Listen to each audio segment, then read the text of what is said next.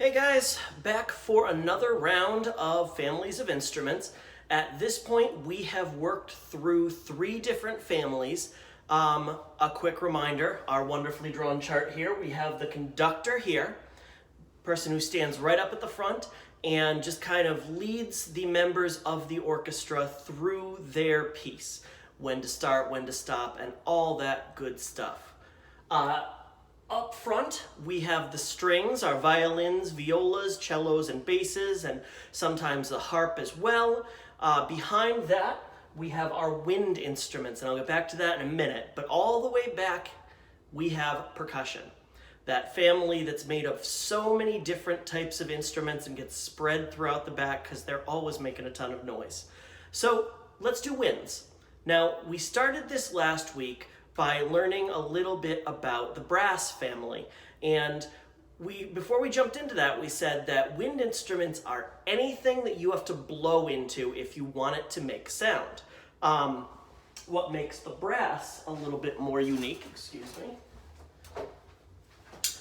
is that they are entirely made of metal, okay?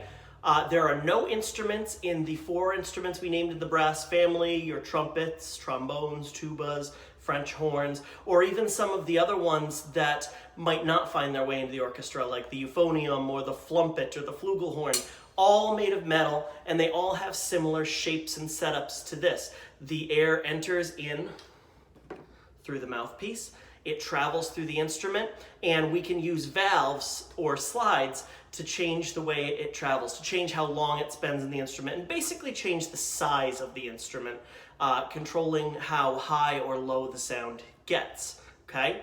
Now, besides the fact that there's only one place for the air to go in, one place for the air to go out, the biggest thing that makes a brass instrument is this mouthpiece right here. We found that just blowing through it didn't do anything. We had to vibrate our lips. We had to buzz our lips in order to get them to make a sound, and then put this in front of them.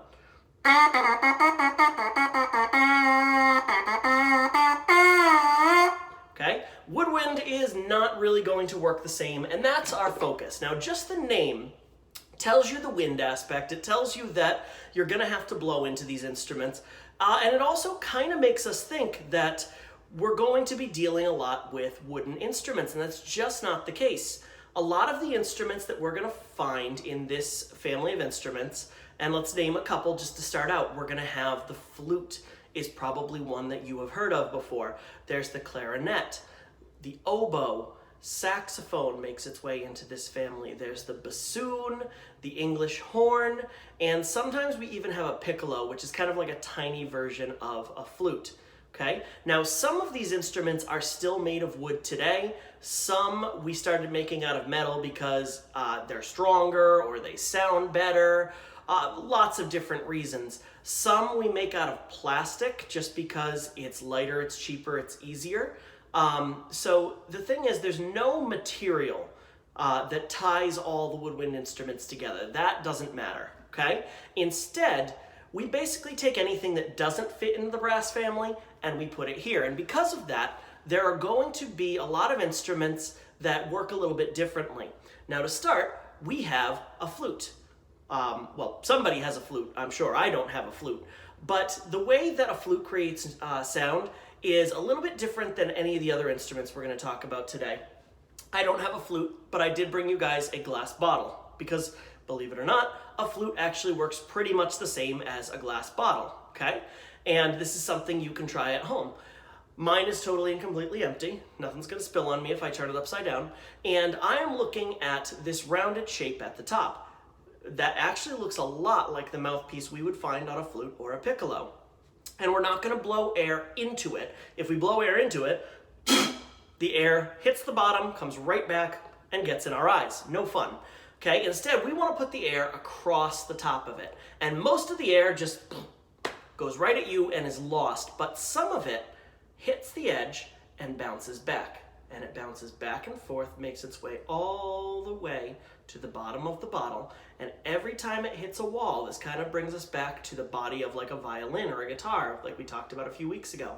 every time it hits the surface, it speeds up, it goes faster, the pitch changes, okay? And it's gonna sound something like this. You've almost got a musical instrument in itself. Now, the way we change the pitch does not work anything like a woodwind instrument. Really, there's not, any one clear way to change it. We're kind of stuck with that one sound. And even though what I want to show you right now has not much to do with woodwinds, it's a really, really helpful demonstration about how big instruments make low sounds, little instruments make high sounds, something we've talked about in every video so far. So what I'm going to do is I am going to fill this bottle about halfway full with water. I'm going to try to do it without spilling it all over myself. Okay, now, I'm not just thirsty. If I was, I could have drank out of that first water bottle. Instead, I did this because it's going to change the pitch. And I want you to take a minute, pause me if you need to, and think about how you think the sound is going to be different. With it half full of water, are we going to find that it's higher or lower? Pause. All right, now if you guessed the sound was going to be higher, you'd be right. Listen to this. And the reason is that even though, this water is not a solid surface, basically what it does is it changes how much room the air has to move around inside this bottle. Instead of being able to go all the way from the top to the bottom, it's only able to go to about here. Much smaller, so much higher, okay? Now, listen to the sound change as we change the level of water in here.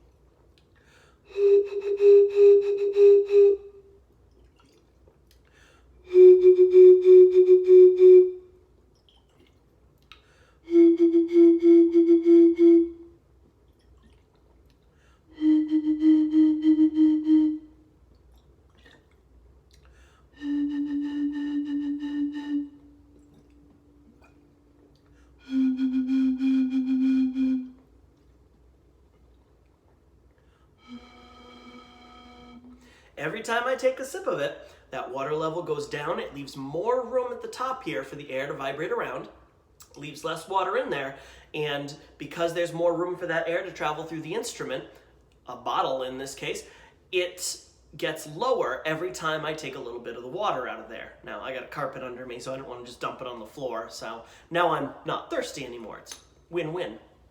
All right.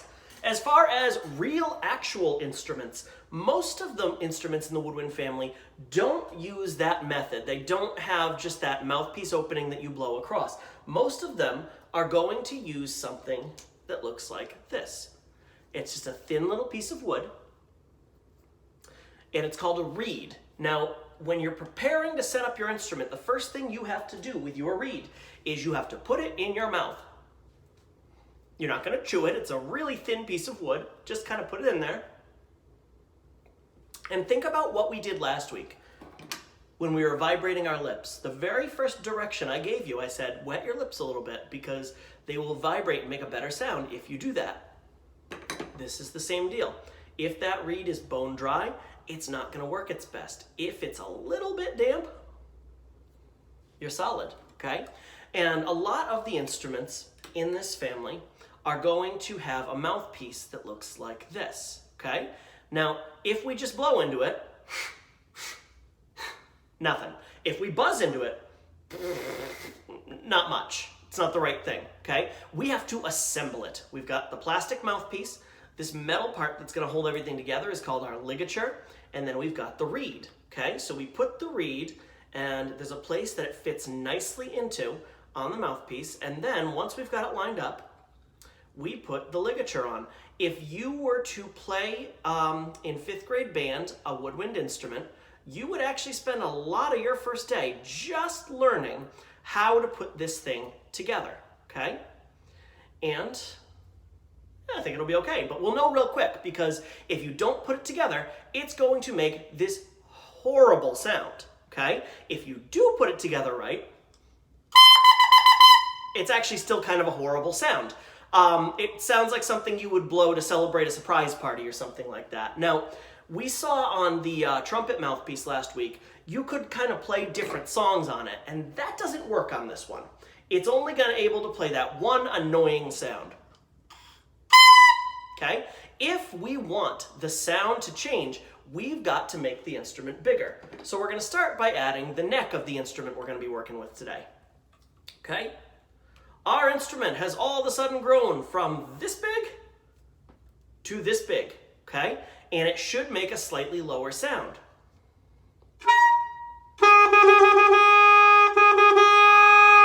Kind of sounds like a car horn at this point, okay? Now, the problem remains though, there's no way for us to change the sound. We've got a new sound, it's a little bit less irritating, but we can still only make one sound. If we want to be able to change the sound, we've got to get the whole instrument put together. So this is what we're working with today.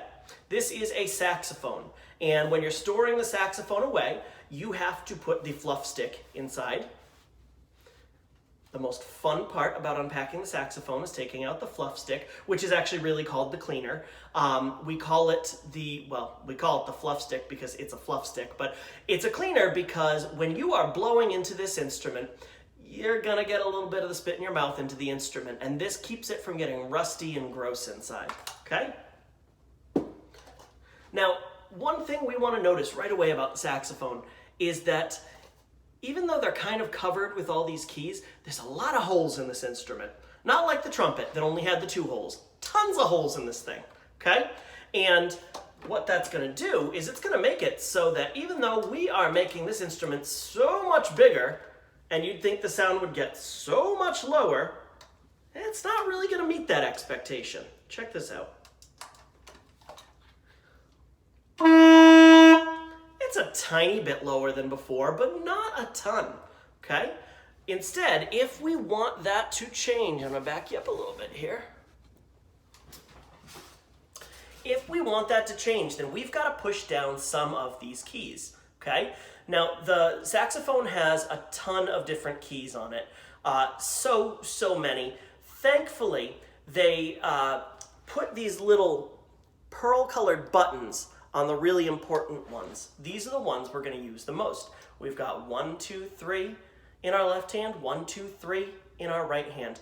And just so you know, my 4th graders, if you ever wondered why Mrs. Hart and I make you put your left hand at the top of the recorder even though you're right-handed, this is why. If I put my right hand at the top of the saxophone and my left hand at the bottom of the saxophone, I can't play it, okay? So, what happens is we can choose to put down one, or we can put down lots of different ones, okay? The more we put down, the lower the sound's gonna be. Let me walk you through it. I'm gonna start with just one finger down, and I'm gonna add a finger at a time and change the sound.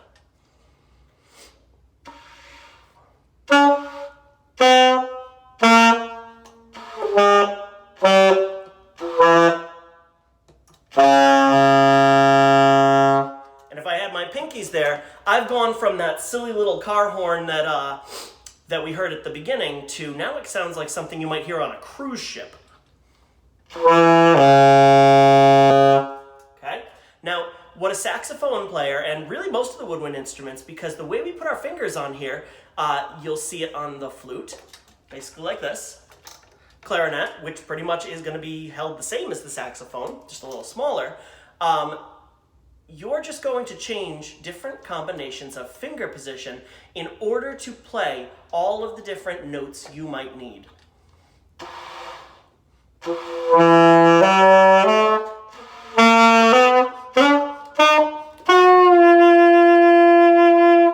Okay, and another key I really enjoy using is this one right here. It looks like a little bat wing almost.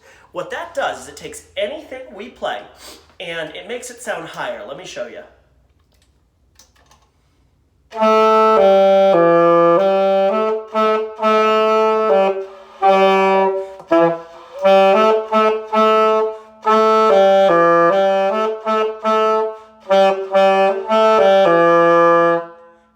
I'm going to play that exactly the same. Now I'm going to push down that bat wing, and here I go.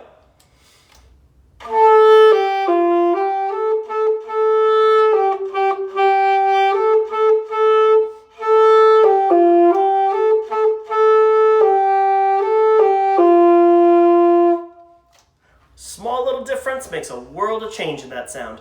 I'm going to play you one more thing before I let you go, and even though we will have crashed through all of our families of instruments, I got something, a little bit of a surprise for you guys for next week. So I hope you're looking forward to that. Last song on saxophone.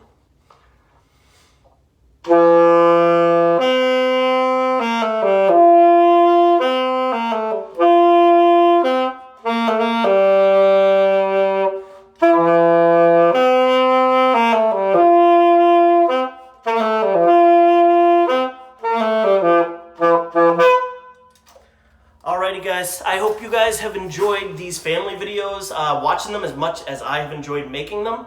Like I said, I'm going to be back with one more kind of special surprise, and I'll see you with that next week. Bye-bye.